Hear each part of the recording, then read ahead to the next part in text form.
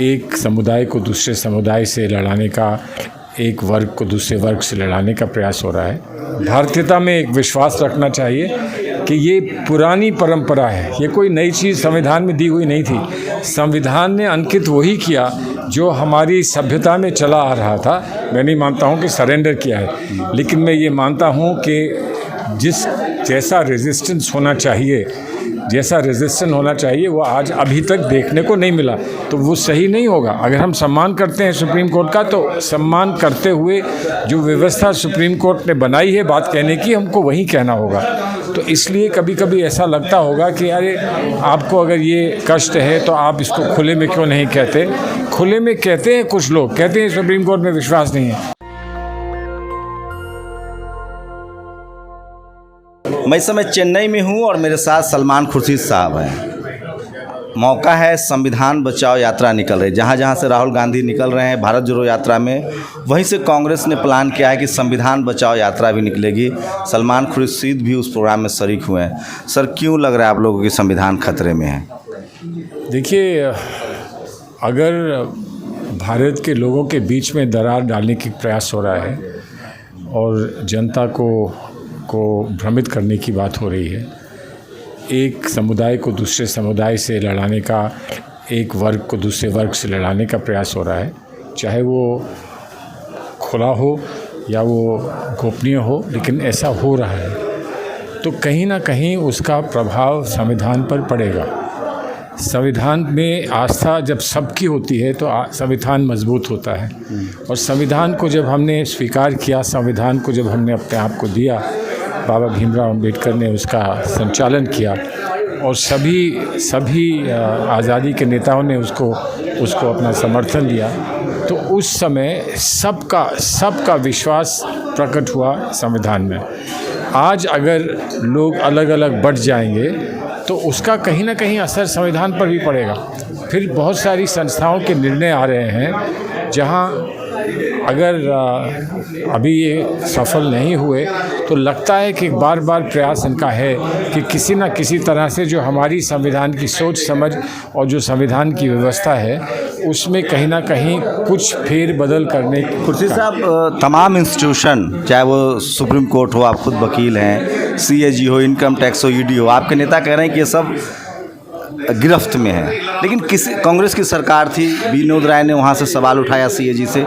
किसी इंस्टीट्यूशन से क्यों सवाल नहीं उठ रहा है? जब अगर संविधान खतरे में, तो क्या इंस्टीट्यूशन ने सरेंडर कर दिया है? इंस्टीट्यूशन प्रमुख ने कहीं से, इंस्टीट्यूशन से आप लोग जब सवाल करते हैं, जब बोलते हैं इस बात को, तो लोग कहते हैं कि ये पॉलिटिकल क्वेश्चन है। इंस्टीट्यूशन से सवाल क्यों नहीं आ रहा? समझ गया। इंस्टीट्यूशन का सम्मान जो लोग करते हैं, वो अगर सवाल भी उठाना है तो वो इंस्टीट्यूशनली उठाते हैं, कुछ मर्यादा होती है। सुप्रीम कोर्ट से अगर हम कहें कि हमको खेद है किसी बात का, या हम ये कहें कि हमें इसमें निराशा हुई है, तो उसको कहने का भी एक तरीका होता है सुप्रीम कोर्ट के सामने। हम बाहर आपके सामने आकर यहाँ बैठकर एक लंबा भाषण सुप्रीम कोर्ट के खिलाफ करें तो वो सही नहीं होगा। अगर हम सम्मान करते हैं सुप्रीम कोर्ट का, तो सम्मान करते हुए जो व्यवस्था सुप्रीम कोर्ट ने बनाई है बात कहने की, हमको वही कहना होगा। तो इसलिए कभी कभी ऐसा लगता होगा कि अरे आपको अगर ये कष्ट है तो आप इसको खुले में क्यों नहीं कहते। खुले में कहते हैं, कुछ लोग कहते हैं सुप्रीम कोर्ट में विश्वास नहीं है, लेकिन अगर हम ये कह दें कि हमें सुप्रीम कोर्ट में विश्वास नहीं है, तो हमारी जो भी व्यवस्था है। नहीं, मेरा सवाल वो नहीं था सर खुर्शीद साहब। मेरा सवाल ये था कि अगर कॉन्स्टिट्यूशन खतरे में है तो जो इंस्टीट्यूशन चल रहे हैं संविधान से, वहाँ से कोई आवाज़ें क्यों नहीं आ रही है? नहीं, वहाँ से आवाज़ें क्यों नहीं आ रही? एक खतरा जो कॉन्स्टिट्यूशन पर है वो यही है कि जो संस्थाएं हैं उन पर दबाव डाला जा रहा है। उनको प्रयास ये किया जा रहा है कि उनका जो लक्ष्य है उससे अलग कर दिया जाए और उनको इस तरह से उनको उपयोग में लाया जाए ताकि वो अपने लक्ष्य से हटकर किसी के पक्षपात करके उसका फ़ायदा देने लगें। तो उसमें अच्छे लोग हैं हर संस्था में और वो लोग इसको रेजिस्ट करेंगे। वो लोग इसको फाइट करेंगे। अच्छे लोग हैं या अच्छे लोग हैं या जो भी इंस्टीट्यूशन में सवर्ण समाज के लोग हैं वो बीजेपी की आइडियोलॉजी से सहमत लोग हैं? जिस तरह से एक्सटेंशन मिल रहा है, इनकम टैक्स ईडी के डायरेक्टर को एक्सटेंशन मिल रहा है, गुजरात में डीजीपी को एक्सटेंशन मिल रहा है, सुप्रीम कोर्ट में 4 जजों ने प्रेस कॉन्फ्रेंस की, उसके बाद वो फिर उनको राज्यसभा भेज दिया गया। तो आप लोग खुल के बात क्यों नहीं करते, इंस्टीट्यूशन पर सवाल क्यों नहीं उठाते? खुल के बात, 2 बातें होती हैं व्यवस्था में, एक इवोल्यूशन होता है, एक रेवोल्यूशन होता है।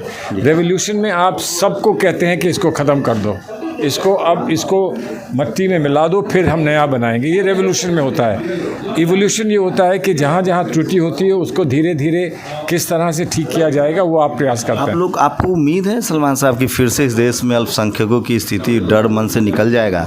जब भी कोई लॉ एंड ऑर्डर नहीं है, उनके घर पर बुलडोजर चले जा रहे हैं, आरोप लगने पर वो आतंकी घोषित कर दिए जा रहे हैं और उनके तमाम लीडर चुप बैठे हुए अपने घरों में अपनी अपनी सिक्योरिटी के लिए। देखिए, वो सही बात है, अगर कोई ऐसा कर रहा है तो वो गलत है, लेकिन हर वर्ग को, अल्पसंख्यक वर्ग हो या बहुसंख्यक वर्ग, मैं आऊँगा, दूसरे मुद्दे पर आऊँगा, लेकिन चूंकि आप उस समाज की नुमाइंदगी भी करते हैं, उनकी भी कुछ जिम्मेदारी है।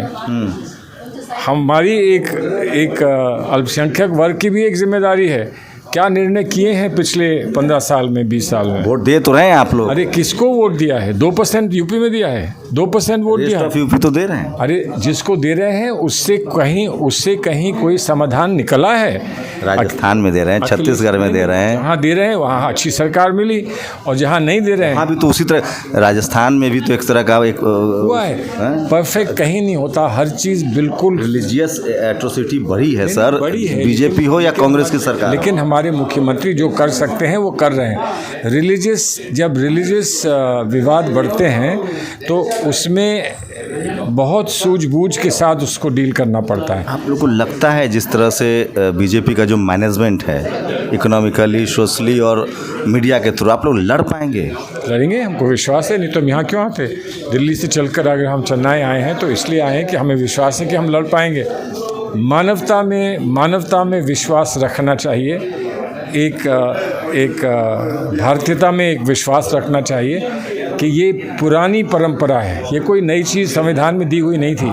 संविधान ने अंकित वही किया जो हमारी सभ्यता में चला आ रहा था, जो कुछ हमारी सभ्यता में चला आ रहा था उसको संविधान में अपने आधुनिक युग के लिए हमने उसको अंकित किया। पॉलिटिकल लीडरशिप की बहुत चुप्पी है। जब भी मैं कांग्रेस की बात करूँ, राहुल गांधी, सोनिया गांधी जी पर जब इन्वेस्टिगेशन हुआ, पूरा कांग्रेस सड़कों पर उतरा। जब मुस्लिम लीडरशिप पर अटैक होता है तो लोग सड़कों पर नहीं आते। देखिए, आना चाहिए और हम उसके लिए जो प्रयास हो सकता है वो करेंगे, लेकिन बाहर आकर कुछ कहकर उनका और नुकसान कर देने में कोई फ़ायदा नहीं है। इसको बहुत समझदारी के साथ डील करना है, क्योंकि ये लोग झूठे आरोप लगाते हैं कि देखा मुसलमान पर कुछ हुआ तो फ़ौरन निकल आए, देखा मुसलमान पे हुआ तो फ़ौरन निकल आए। तो इसलिए हम ये चाहते हैं कि सांप भी मरे और लाठी भी ना टूटे। आपको लगता है कि एंटनी की रिपोर्ट आती है कि आप कांग्रेस प्रो मुस्लिम हो गई है, उसके बाद आप एंटनी की रिपोर्ट में ऐसा कुछ नहीं है, ये सरासर झूठ है। एंटनी जी ने जो केरला की विशेष स्थिति थी उसके बारे में उल्लेख किया था। उन्होंने ये नहीं कहा कि हम प्रो माइनॉरिटी हो गए, उन्होंने ये नहीं कहा कि हम गलत प्रो माइनॉरिटी। क्या आप लोग को लगता है कि जो गाय गोबर गौमूत्र और जो हिंदुत्व की राजनीति है बीजेपी के पास, उसका काट क्या है आप लोग के पास? सोशल जस्टिस कॉन्स्टिट्यूशन, उस पर वापसी करेंगे आप लोग? उसका काट सोशल जस्टिस है। ये आप कांग्रेस मानती है? मुझे लगता है आपने देखिए, राजू जी यहाँ बैठे हुए हैं, हम लोग साथ थे, उदयपुर में हम लोग साथ थे, उसमें सोशल जस्टिस पर ही हमने अपनी पार्टी के अंदर और पार्टी के बाहर, और सोशल जस्टिस में अल्पसंख्यक समुदाय भी आता है। 90% मुसलमान ओबीसी कैटेगरी में आते हैं। इसीलिए लेकिन लोग नहीं मानते हैं, वो कहते हैं मुसलमान हैं, ये नहीं मानते कि ये ओबीसी है। तो जब बात भी तो नहीं करते ना मुस्लिम लीडर? नहीं करते क्यों? हम लोग, मैं तो उसको केस को लड़ रहा हूँ सुप्रीम कोर्ट में, और क्या करूँगा।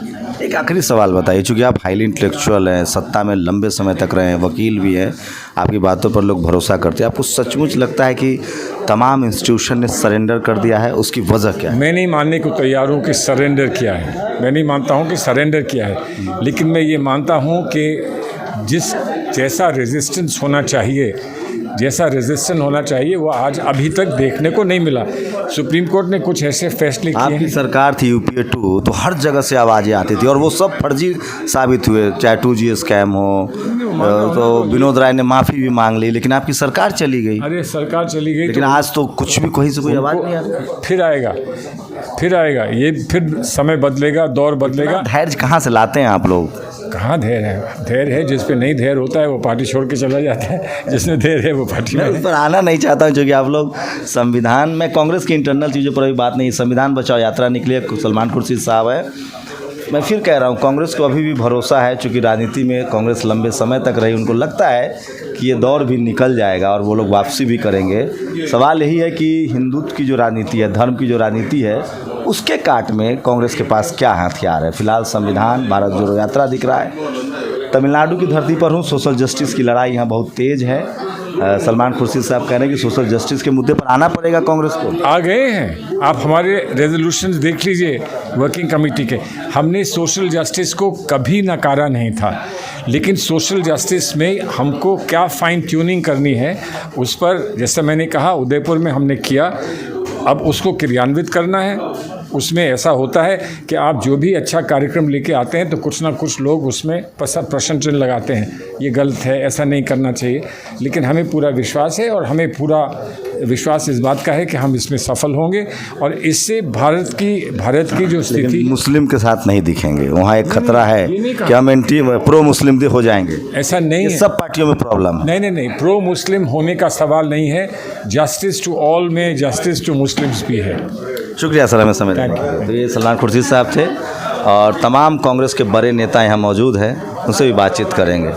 नेशनल दस्तक की आपसे गुजारिश है कि अगर इसको बचाना चाहते हैं तो नेशनल दस्तक को सब्सक्राइब करने के लिए रेड कलर के सब्सक्राइब बटन को दबाएं, फिर बेल आइकन की घंटी दबाएं। नेशनल दस्तक को बचाने के लिए बहुत ज़रूरी है कि हर खबर को शेयर करें, लाइक करें, कमेंट जरूर करें।